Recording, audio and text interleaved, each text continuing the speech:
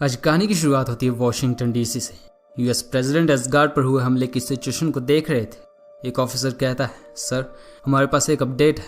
Osborne ने initiative के सारे मेंबर्स को एसगार्ड पर हमला करने के लिए भेज दिया। प्रेसिडेंट ने कहा, सारे के सारे? वो ऐसा क्यों कर रहे हैं? मैंने उसे ये करने से मना किया था। तो एक और ऑफिसर कहता है, लगता है उसने अपना माइंड बना लिया है सर। तो प्रेसिडेंट ने कहा, तो फिर इस पर हमारा क्या मूव है? ऑफिसर कहता है, सर इस तरह के टाइम में हम अवेंजर्स को बुलाते हैं, लेकिन आपको पता है हम उन्हें बैन कर चुके हैं। तो प्रेसिडेंट ने कहा, अवेंजर्स नहीं है, इसलिए इस सिचुएशन को हमें खुद ही हैंडल करना होगा। मिस्टर सेक्रेटरी, हमारी सारी की सारी अवेलेबल मिलिट्री फोर्सेस को ओक्लाहोमा भेजी। मैं नॉर्मन ऑसबॉर्न और उसकी टीम को अरेस्ट करने का ऑर्डर पास कर रहा हूँ, पर अगर मिलिट्री भी उसे नहीं रोक पाई तो फिर हमें किसी मिरेकल की ही उम्मीद करनी होगी। और गैस प्रेसिडेंट ने कहा ही था कि तभी एवेंजर्स एसगार्ड में पहुंच जाते हैं। ऑसबॉर्न कैप्टन की शील्ड के एक ही अटैक से दूर जा गिरता है। कई हीरोज की अभी भी ट्रेनिंग चली हुई थी, इसलिए फ्यूरी ने कहा, जैसे हमने प्रैक्टिस की थी पंक्स, सब के सब ग्राउंड पर जाओ और एसगार्डियंस को बैकअप दो। वर्ल्ड एवेंजर्स को देखकर खुश था। मेरे भाई थॉर के दोस्तों, तुम सबका हमारी मदद करने के लिए शुक्रिया। तो कैप्टन कहते हैं, कोई बात नहीं, थॉर यहाँ होता तो वो यही करता। एवेंजर्स, दुश्मन को छोड़ना मत। और गैस इसके साथ ही एसगार्ड में असली बैटल शुरू हो गई। उधर ब्रॉक्सन में थॉर और मारी हिल एक डिस्ट्रॉयड साइट पर खड़े थे। उन्हें एसगार्ड पर चल रहा सब कुछ दिख रहा था। थॉर ने कहा, देखा मिस हिल, यही बात स्टीव रोजर्स को मिडगार्ड का सबसे ग्रेटेस्ट मॉडल बनाती है। वो एक इंसान होते हुए गॉड्स की मदद करने आया है। मारी कहती है, हाँ वो तो ठीक है, लेकिन ये हमारी तरफ क्या आ रहा है थॉर? गज मारी हिल ने ये कहा ही था कि तभी उन पर किसी ने हमला कर दिया। ये सेंट्री था, वो थॉर को खत्म करने आया। उसने कहा, आज कितने गॉड्स को मुझे मारना होगा। ये सुनते थॉर आया और उस पर हमला। एक लाइटनिंग स्ट्राइक के साथ सेंट्री ग्राउंड को तोड़ता हुआ दूर जा गया। लेकिन गाइस फिर थॉर कुछ देखकर सीरियस हो जाता है। सेंट्री पर उसकी लाइटनिंग का असर नहीं हुआ था। उधर एसगार्ड पर हीरोज डार्क एवेंजर्स से लड़ रहे थे। नॉर्मन ऑसबॉर्न ग्राउंड पर गिरा था। वो कहता है, लोकी क्या वो रेडी हैं? मुझे अभी यहाँ चाहिए। नॉर्मन ने पता नहीं ये किस लिए कहा, लेकिन तभी एवेंजर्स कुछ देखकर टेंशन में आ गए। रोनिन कहता है, ओ कम ऑन, अब और नहीं। गज दरअसल पाकर रोविन्स यानी हुड भी ऑसबॉर्न की मदद करने आ पहुंचे। ये एक तरह के गैंगस्टर्स हैं जिनके पास सुपर पावर्स थी। वहीं एसगार्ड के बाहर यूएस मिलिट्री फोर्स भी पहुंच चुके थे, लेकिन वो इस सब का सामना मुश्किल ही कर पाएंगे। उधर ब्रॉक्सन ओक्लाहोमा में स्पीड यानी टॉमी शेफर्ड कुछ लेकर बहुत तेजी से भागा हुआ था, इतनी तेजी से कि वो थॉर से टकरा गया। मारी हिल अलर्ट हो जाती है। उसे लगा कि ये कोई विलन है जो टोनी स्टार्क को मारने आया है। उसे अब टोनी को जगाना ही पड़ेगा, वरना उसकी जान खतरे में पड़ जाएगी। वो कहती है, टोनी स्टार्क, तुम्हें जल्दी ही उठना होगा। गैस ब्लेक टोनी का इलाज कर चुका है, मतलब वो कोमा से बाहर है, बस होश में नहीं है। हिल को समझ नहीं आ रहा था कि वो ऐसा क्या करे कि टोनी उठ जाए। कि गैस तभी मारी हिल किसी पर गोलियां चला रही थी। ये स्पीड था। वो कहता है, अरे गोलियां चलाना बंद करो।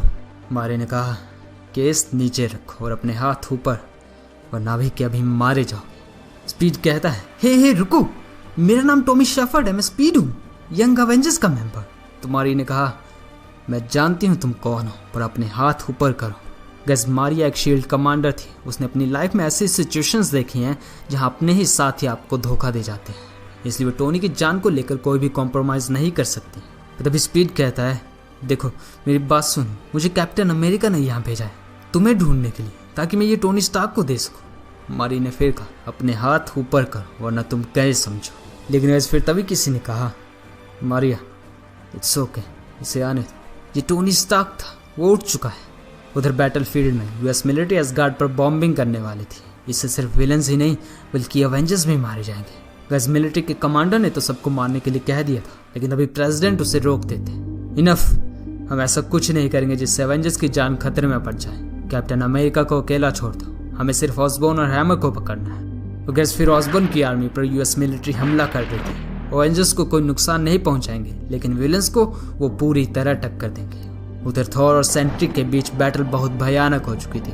थॉर कहता है, तुमने रॉन्ग मास्टर को चूज किया है, तुमने गलत बैटलफील्ड चूज की है सेंट्री, जिसके लिए आज मैं तुम्हें अपनी पूरी पावर के साथ घुटने टेकने पर मजबूर कर दूंगा। और फिर थॉर की एक थंडर स्ट्राइक सेंट्री पर, इससे वो नहीं बच पाए। लेकिन गाइस फिर तभी थॉर कुछ देखकर शॉक्ड रह गया। दरअसल सेंट्री अपनी डैमेज सहने की कैपेसिटी को क्रॉस कर चुका था, जिसकी वजह से वाइड उससे बाहर निकलने लगा। यूनिवर्स की सबसे ताकतवर शक्तियों में से एक, यानी एंजल ऑफ डेथ। कैसे अगर ऐसा हुआ तो सेंट्री को थॉर भी नहीं रोक पाएगा। उधर असगार्ड में कैप्टन और नॉर्मन एक दूसरे से लड़ रहे थे। नॉर्मन कहता है, कैप्टन तुम अरेस्ट किए जाते हो, अब हार मान लो। तो कैप्टन ने कहा, काफ़ी मजाक करते हो ऑसबॉर्न, क्योंकि मैं भी तुमसे यही कहने वाला था। ये सुनते नॉर्मन ने अपनी पूरी पावर रिपल्सर्स में डाल दी और बूम, एक एनर्जी बीम मिस मार्वल को जा लगी। वो घायल हो जाती है। कैप्टन ये नहीं देख पाए, वो आए और नॉर्मन पर अपनी शील्ड से वार कर दिया। नॉर्मन ऑसबॉर्न उन पर वापस हमला करने लगा, लेकिन तभी उसका आर्मर काम करना बंद कर देता है। Shields down, interface corruption detected, database and power shell corruption detected. Osborne हैरान था, ये अचानक हुआ क्या? उसका आर्मर उसकी कमांड्स क्यों नहीं मान रहा? तो तभी कोई पीछे से कहता है, ये मैं हूँ ऑसबॉर्न। और गैस फिर हम क्या देखते हैं, आयरन मैन वहां पहुंच चुका है। टोनी ने कहा, बेशक तुमने इसे मुझसे चुरा लिया ऑसबॉर्न, पर यह आर्मर फिर भी मेरा है। और इससे पहले कि कैप्टन तुम्हारा सर न उखाड़ दें, क्या तुम कुछ कहना चाहोगे? गैस नॉर्मन ऑसबॉर्न के आर्मर का सिस्टम बिल्कुल फेल हो चुका था, वो टोनी के कंट्रोल में। नॉर्मन नीचे गिर गया। वो समझ जाता है कि वो हारने वाला है, इसलिए वो सेंट्री को कहने लगा, बॉब किसी को भी यहाँ से भागने मत देना, सबको खत्म कर दो, सबको मार डालो रॉबर्ट, इन्हें जीतने मत देना। गैस सेंट्री पागल हो चुका था। किसी भी एंगल से ऐसा नहीं लग रहा था कि ये कोई सुपर हीरो भी हो सकता है। इवन कि अब तो ये मानना भी मुश्किल था कि सेंट्री कोई इंसान भी है। और फिर बूम, सेंट्री का एक एनर्जी अटैक और एसगार्ड थॉर की आंखों के सामने ही तबाह। थंडर गॉड कुछ नहीं कर पाया। वो तो उल्टा कुछ समझ भी नहीं पाया कि अचानक एकदम से ये हुआ क्या। वो कहता है, फादर मैं घर को नहीं बचा पाया, मैं एसगार्ड को नहीं बचा पाया। उधर नॉर्मन ऑसबॉर्न अब हार चुका था। कैप्टन ने कहा, अब तुम गिरफ्तार किए जाते हो ऑसबॉर्न। टोनी नॉर्मन ऑसबॉर्न को आर्मर से बाहर निकालने लगा, पर फिर सभी कुछ देखकर हैरान रह गए। ओह मैन, ये क्या है?